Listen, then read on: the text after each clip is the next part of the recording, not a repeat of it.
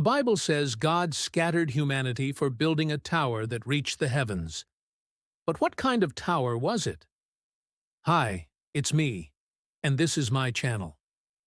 The story of the Tower of Babel is one of humanity's great blunders. After the biblical flood, all humans lived together and spoke a single language. But as they migrated across the earth, they settled in Shinar and began building a city and a tower so tall that its top would touch the sky.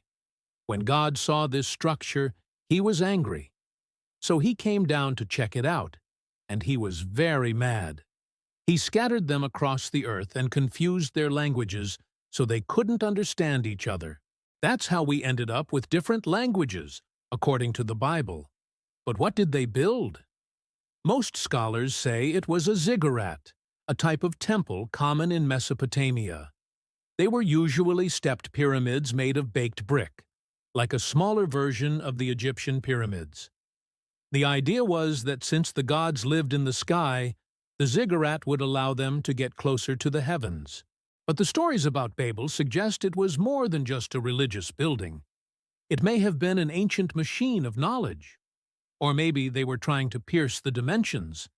Whatever they built, it must have been very impressive because cultures all over the world have myths about divine punishment when humans climb too high. In Greek mythology, the hero Icarus flew too close to the sun and his wings melted.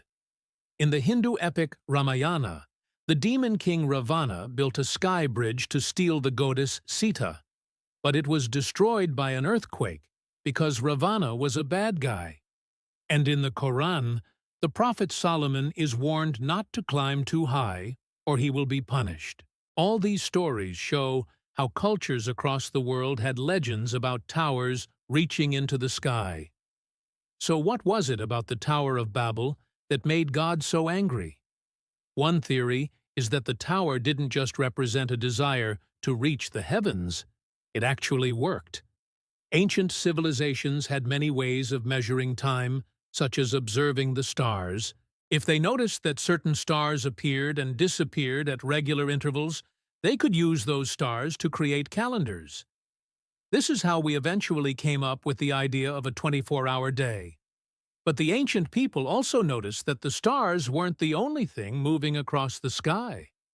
The sun and the moon also moved, and they seemed to move differently depending on where you were on Earth. This meant there wasn't a single way to measure time. You had to know where you were in order to tell the time. Imagine being an ancient Mesopotamian looking up at the sky and seeing two moons. That might have been pretty confusing until someone figured out that the brighter moon was the one orbiting Earth, while the dimmer moon was the planet Venus. Once people realized that the movements of the stars and planets could be used to tell the time anywhere on Earth, it would have been revolutionary. Suddenly, you wouldn't need to rely on priests who measured time by casting shadows from a single sundial. Anyone could tell the time anywhere as long as they knew which stars and planets to look for. This is just one example of how a tower or ziggurat could have been used to measure the movements of the celestial bodies. It could have also been used for navigation. Imagine if you could figure out your exact location on Earth by looking up at the stars. You wouldn't need to rely on roads or landmarks anymore. This would have been especially useful in a flat, featureless place like Mesopotamia. If the people in Shinar had built a tower that allowed them to measure the positions of the stars, they could have used that knowledge to predict the weather plant crops navigate across the Earth, and even tell the time. But the most important thing is that they would have known exactly where they were.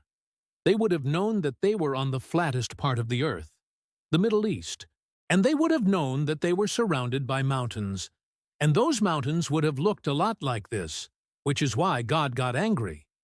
According to this theory, God didn't destroy the tower because it was too tall. He destroyed it because it worked. And once people knew how to measure the movements of the celestial bodies, they no longer needed to worship the gods to tell the time or predict the weather. They could do it all by themselves. So when men reach for heaven, history often punishes. Thanks for watching. When ancient humans looked up at the sky, they saw a clock, a compass, and a map. And if you want to know more about how ancient humans explored the world, subscribe now.